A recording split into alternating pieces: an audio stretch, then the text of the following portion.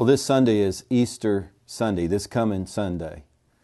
And Easter Sunday is a time where we celebrate the resurrection of Jesus Christ. And it's a great opportunity for you to invite someone to church who needs to know Jesus. In our service, the gospel will be clearly shared, and a strong invitation will be given to people to receive Jesus and even be baptized that day, this coming Easter Sunday. What a better way to start your new Christian walk than being baptized on Easter Sunday. It'd be something you would always remember. So I want to encourage you. You need to invite people to come. We have sent out some 400 invitations in the mail to families in our community, inviting them to our Easter service this Sunday. These are all families where we have served the children of those families. Students from the schools that we have served, we are sending them to those households, and we're inviting them to come. And we're having some coffee and donuts from 9:30 to 10. Yes, we'll have one even for our members. So we would encourage you to come early and invite your friends to come and be waiting on your friends when they get here and be enthused about them coming. And so we're expecting a great time in the Lord this Sunday. It's also the beginning of what we call Mission Month. April is actually Mission Month, but because of where Easter fell this year, we're actually starting Mission Month a week earlier. And you should have received in the mail this last week some flyers that look just like this. And what these are invitations that you can give to your friends to invite them to our Sunday services during the month of April and Easter Sunday. And very attractive flyers here with questions that people are asking. Whether they voice them to everyone or not, they're asking them in their hearts and minds. And so I want to encourage you, use these flyers and give them to your friends, invite people to come and be a part of our Easter service, as well as the services that we're having throughout the month of April. I'm really excited about the guest speakers that we're having. You received in the mail not only these flyers, but you should have received a list that has a bio of each one of our guest speakers. And I would encourage you to become very familiar with who's speaking and on what Sunday they're speaking, and be able to share with enthusiasm why your friends that you're inviting should come and hear these particular guest speakers that are going to be sharing with us each week. So I'm excited about Mission Month. I'm excited about Easter Sunday. I'm excited about the Lord and what God's going to do as we cooperate together with Him this season of the year. This Friday from 6 in the morning to 6 p.m., we are setting apart as a 12-hour time of prayer and fasting from 6 in the morning till 6 p.m. Now, if you want to fast longer, I would encourage it. Start the day before, start 2 days before.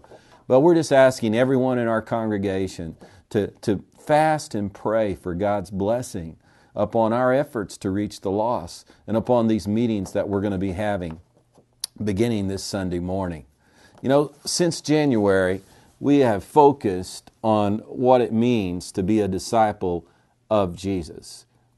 You have received encouragement from me and your mission teams and from the pulpit on Sunday morning that this is what a disciple is, a disciple of Jesus. And we have used the invitation that Jesus gave to call His disciples in Matthew 4:19 as our definition of what it means to be a disciple. In that invitation is the definition. And Jesus knew that. He said, "Follow me, and I will make you fishers of men." What I want you to do tonight is I want you to evaluate where you are personally at with regards to that definition of being a disciple. I'm going to give you a handout. Your mission team leaders are going to give you a handout. And I want you to place an X above the description that best describes you now. You know, it's important that we take an honest look at where we're at so that we can move forward to where we should be. And so we're going to do that for a few minutes tonight in our mission teams. And so if you don't have one of those sheets, if you would get one from your mission team leader at this time, and then just follow along with me as we go through this evaluation. First of all, Jesus said, "Follow me. Follow me." And I want you to ask the question, am I someone that follows Jesus? Now, I want you to place an X above the one that best describes you, or what you feel like best describes you. Are you a person, no one tells me what to do? Are you a person who says, I follow, but I'm easily distracted like a puppy chasing a ball? Would you say, well, I have good days and bad days, but I try to follow? Or would you say, I'm sold out and committed to following every moment of every day? So would you take a moment and just evaluate where you're at and put an X above where you think you're at? And then Jesus said, follow me and I will make you. I will make you.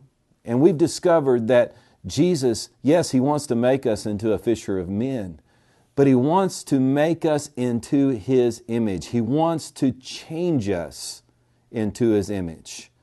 So evaluate where you're at with regards to that part of the definition of being a disciple. Would you say, I'm no different than I always was? Would you say, I take 3 steps forward and 2 steps backward? Or would you say, I can definitely list areas of my life that Jesus has changed? Or would you say, it's becoming a habit for me to lay down my agenda and let Jesus change it into His agenda? Now take a moment and reflect, and then put down where you think you're at this point. And then, fishers of men. Follow me and I will make you fishers of men. At what level is your commitment to the mission of Jesus? Would you say, I don't give up time or resources to the mission of Jesus at all? Would you say, I know I should, but I have not wanted to step up? Or would you say, I try, but I'm confused at times about what part I actually play? Or would you say, I'm just sold out and I'm using my time and my resources regularly to make disciples for Jesus Christ? What would you say? Just reflect a moment. To help you better understand, and you can go ahead and complete that, and this is really for your own personal benefit. If your mission team leader wants to discuss this with you all as a group and you're willing to be transparent about it, I would encourage you to share with one another and be honest and transparent. No, you're not where you want to be, but this is where I'm at. And God can use that humility in your life to give you greater grace, for you to progress further into what He wants you to be. You know, in concluding our discussion on what it means to be a disciple, and we'll always be coming back to this as I share with you different things in the upcoming weeks, maybe one of the best ways to remember it is that definition of Jesus in Matthew 4:19 is being a disciple of Jesus is a change in your head. It's a change in who's the head. It's a change in who's the boss in your life, who's the ruler of your life. That's what it means to become a disciple of Jesus, to let Him be the Lord, the ruler, the boss of your life. It's a change in your head. But also, being a disciple of Jesus is a change in your heart. It's a change to become like Jesus and to let Jesus change you into what He wants you to be, which is His likeness and image. And then being a disciple of Jesus is a work with your hands. You have to go in order to make disciples. You have to go to develop relationships with others, to develop a relationship with those who are lost, who need Jesus the most, and then to develop a relationship with other believers and help them grow in their faith. It is a work with your hands. So follow me, and I will make you a fisher of men. It's a change in your head, a commitment in your heart, a work with your hands. I'm excited about what God's going to do with you and what He's going to do with each one of us as we surrender ourselves to be a disciple of Jesus Christ.